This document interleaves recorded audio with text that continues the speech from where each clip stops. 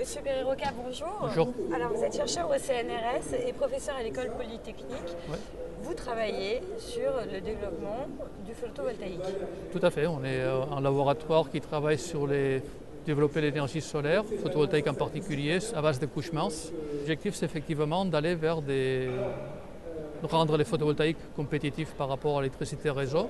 Donc ça veut dire augmenter les rendements des modules ou des cellules solaires et réduire les coûts de production, développer des procédés innovants qui vont permettre à cette énergie d'être compétitive. D'accord, donc en optimisant l'usage des matériaux.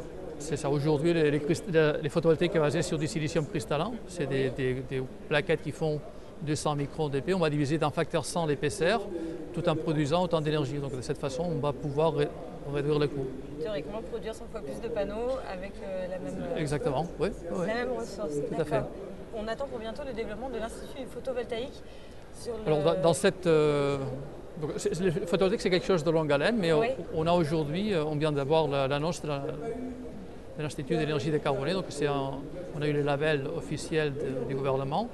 Ça veut dire qu'on espère qu'en 2015, on aura 15 000 m² de locaux avec 250 personnes qui vont travailler à développer le photovoltaïque à base de couches minces.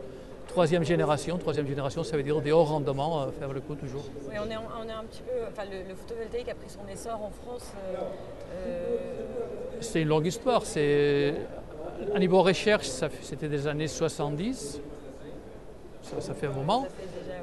L'essor industriel, c'est une dizaine d'années. On voit les capacités de production qui augmentent en France et ailleurs dans le monde.